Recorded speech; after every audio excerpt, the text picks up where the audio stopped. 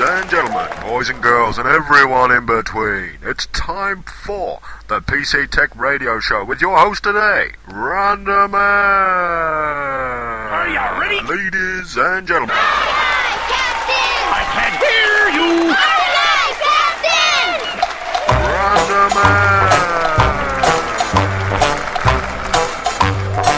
Random Man.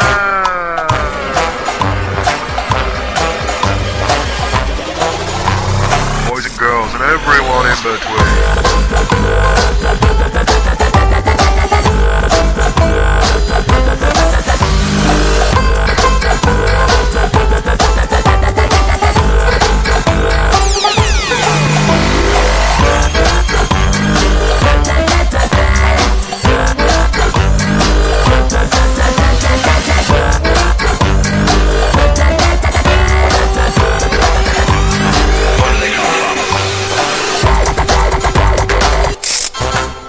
What in be Jesus was that, you random fecker?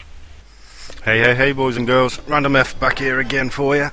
Now, in today's show, I don't think it's going to be that long, but we're going to be covering a motherboard question, but mainly we're going to be talking about file sharing.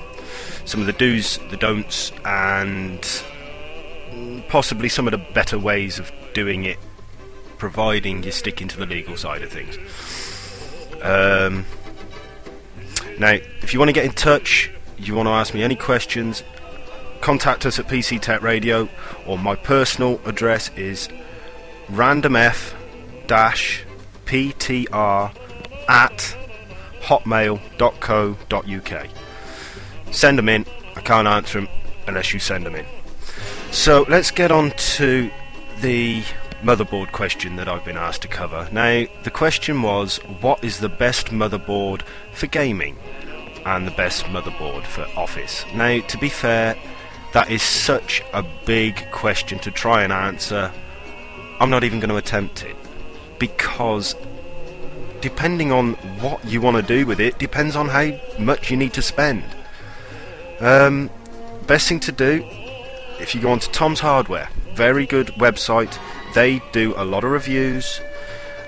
Even if you just go on to Amazon or Overclockers or Aria.com and look at some of the reader or user reviews of the products, because you don't have to spend a fortune if all you're wanting to do is build an Office PC. Let's face it, an Office PC needs to be able to run OpenOffice, Microsoft Office and Windows, and maybe have internet use. It doesn't need stupidly sophisticated, powerful motherboard to be able to do all of that. Now, another thing to take into consideration when you're buying any kit is how future-proof it is. There's no point buying the cheapest, oldest motherboard you can get, whacking everything on there and saying, right, I'll upgrade that in 6 months' time, because you won't be able to. The motherboard won't be able to hack it.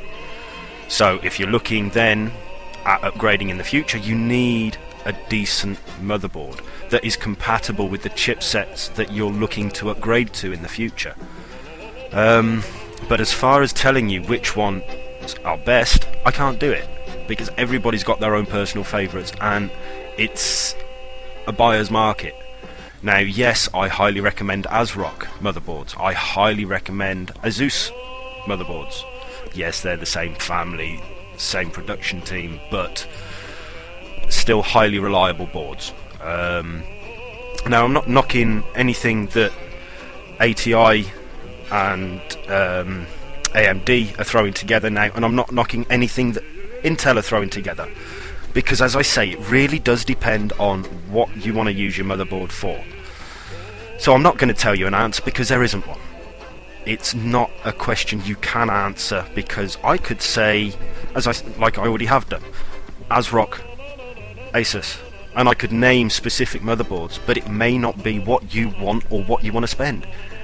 And it might be a great motherboard for me because I can do this, and this, but you look at the BIOS and start pulling your hair out because you don't know what settings to use.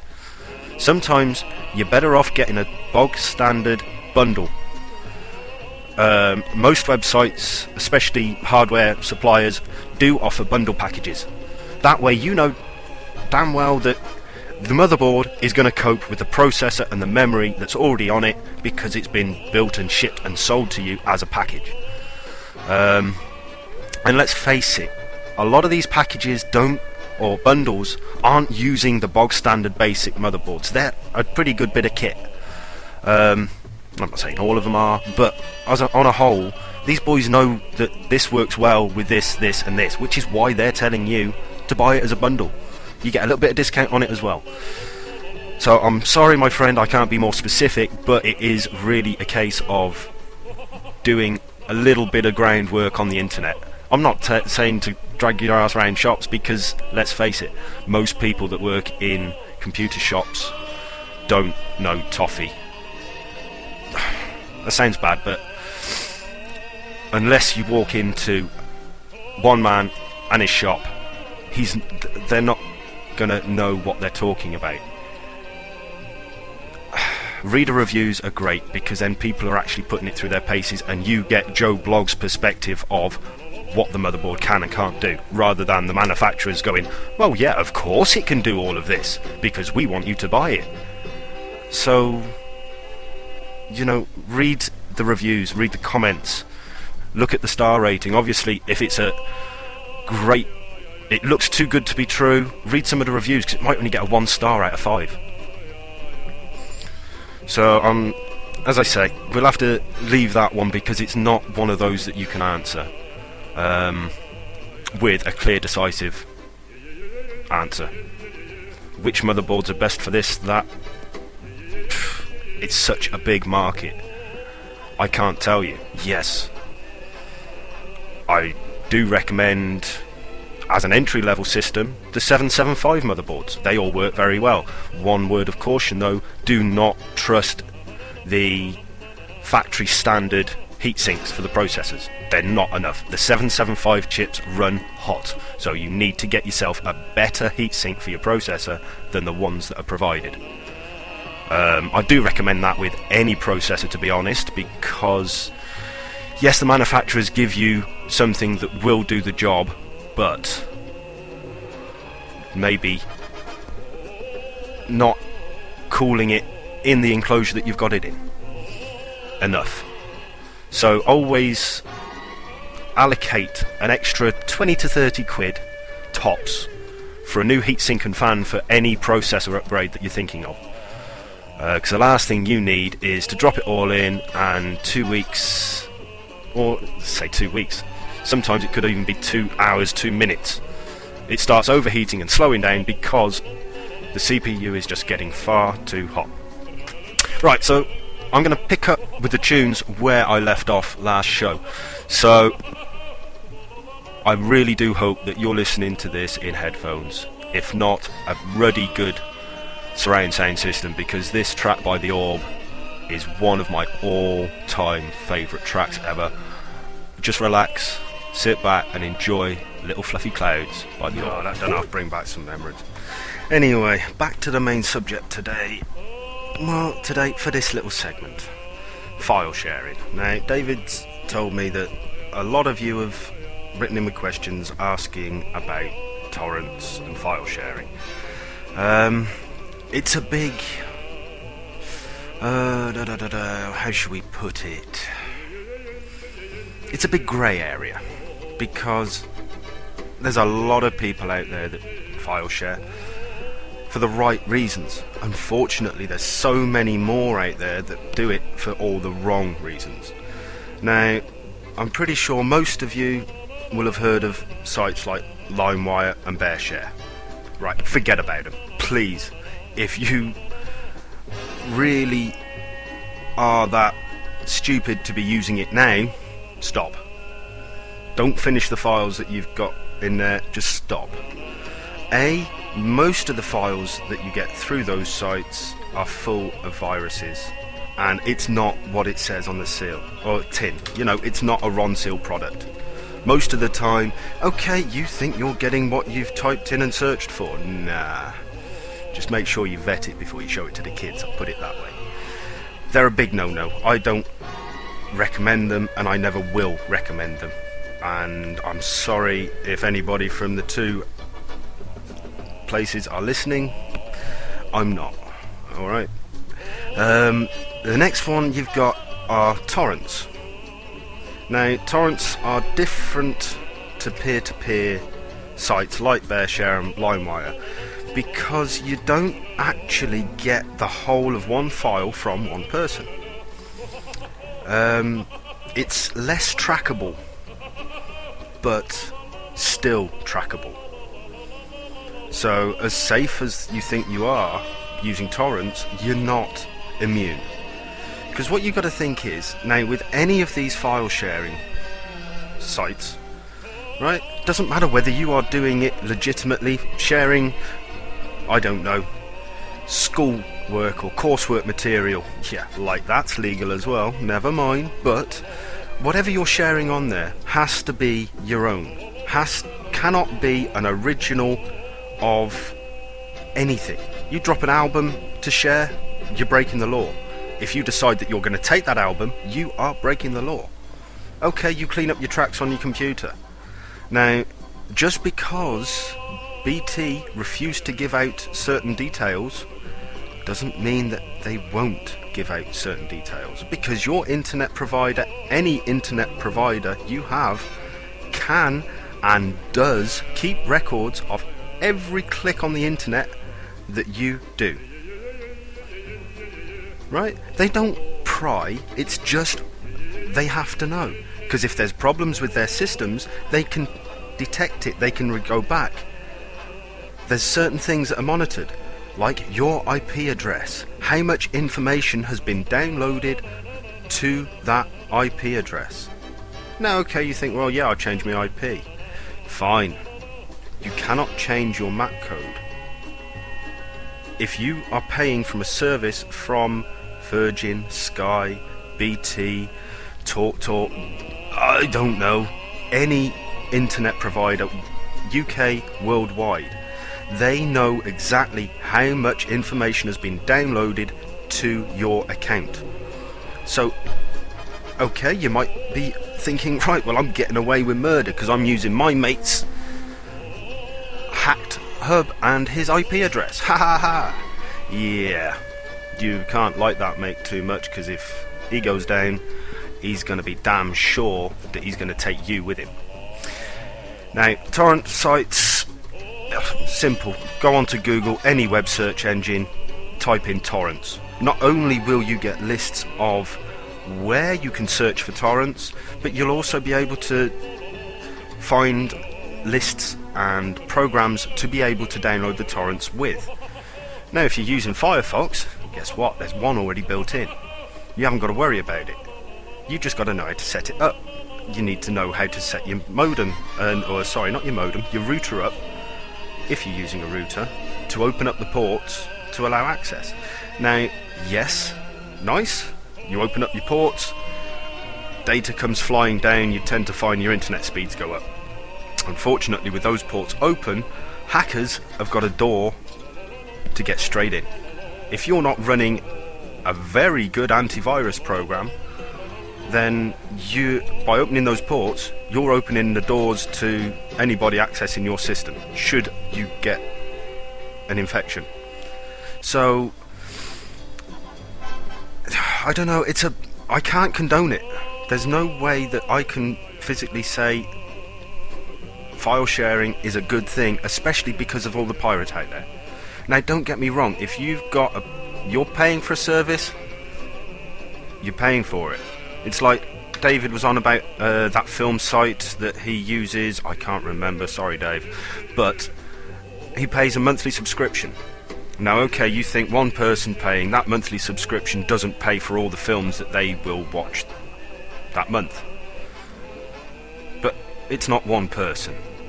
If you think it's one person per town in England, per city in the world. Now, if you think of it that way, that's still a lot of people, but it's not. It's more like 3 out of 5 around the world if you averaged it out. So that's a stupid amount of money, and all that money is being shared between the distributors. So the film companies that are supplying the films, yeah, these aren't pirate movies, these are genuine copies supplied by the film companies. So that way it's right. Now if you've got a specific log-on server, then okay, so long as the material that you are receiving has been vetted, you're still not breaking the law. News groups are another way. Now these are a little bit more specialist, and most of the time, I'm not saying there isn't one or two free ones out there, but most of the time news groups, you pay a monthly subscription. You can pay weekly, monthly, yearly, but you're paying the subscription for access to the servers. Now you're paying a contributed amount to keep them running, but to keep the information on there.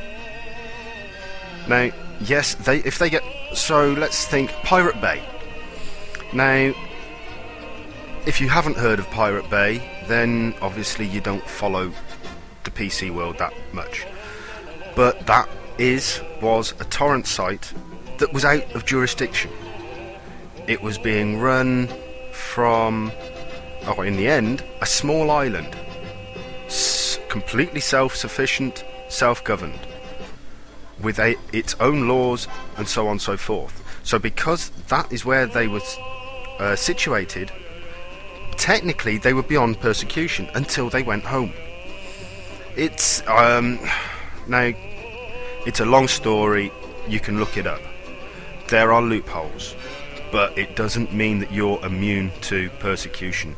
You could get a knock on the door for downloading one album, never mind downloading a dozen a week, 2 dozen a week, whatever. I mean, some people use stupid amounts of bandwidth. I do, but most of the bandwidth that I have, it's YouTube. It's little bits that I'm sampling for the show, for mixes. Now okay, yeah, I haven't dropped any of my mixes on because I tend to do set mixes, so I can't just play a 3-minute track that I did, because it's part of my set. Magical Trevor does most of that, so does DJ Outright. Now they give me some ideas, I give them some ideas.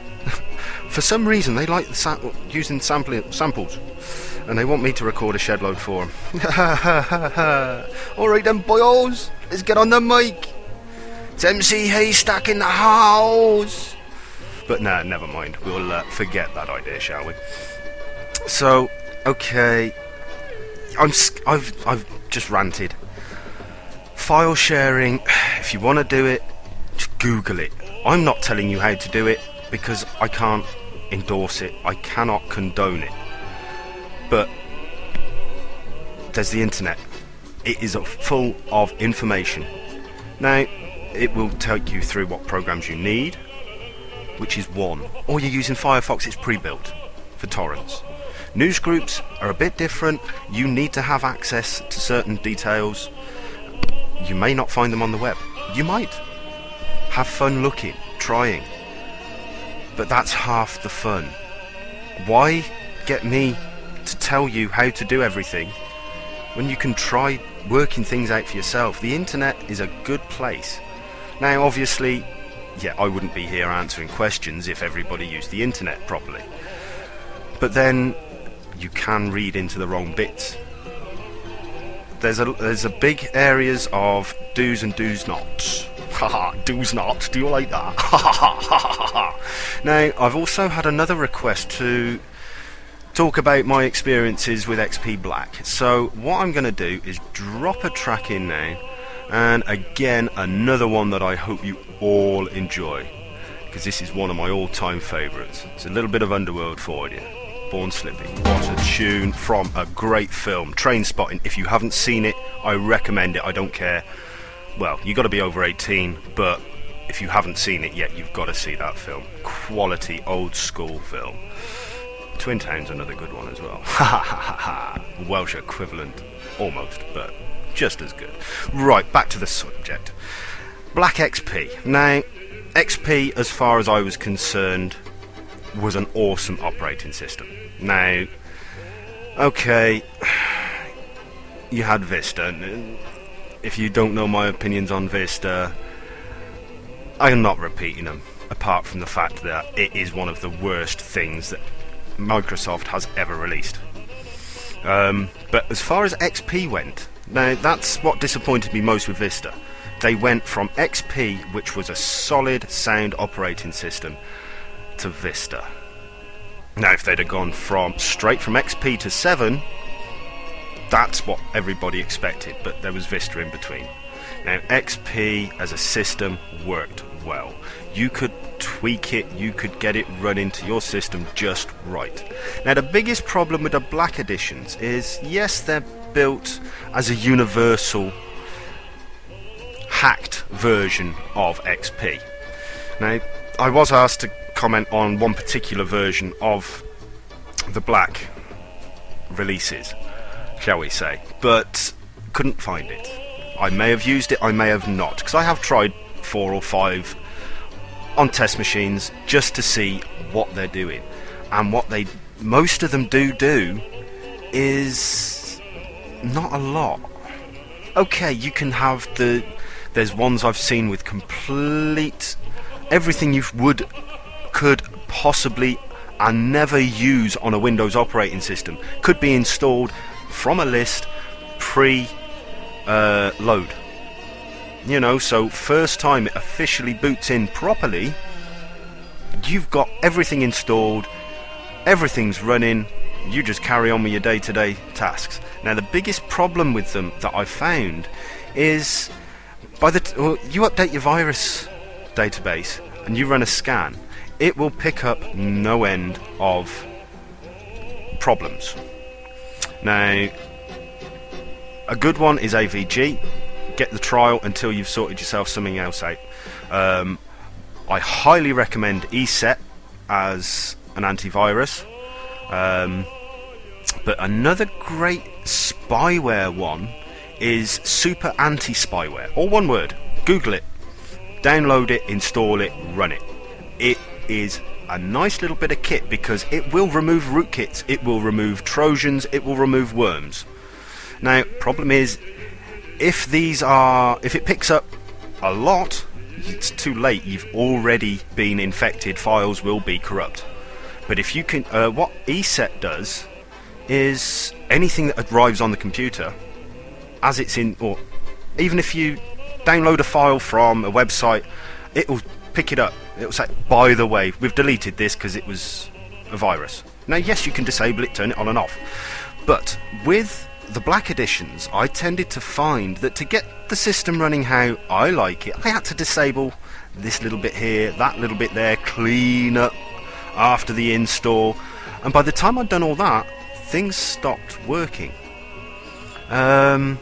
You couldn't use half of the programs because you'd removed important factors from running. You'd run a virus scan, you'd cleaned it all up, and whoop, all of a sudden nothing's working like it should do. And okay, so even if you leave it as bog standard and it's running sweetly for you, you then start finding that your internet is doing an awful lot more in the background. You're not actually downloading or even on Messenger, never mind surfing the net, and yet your internet's going crazy.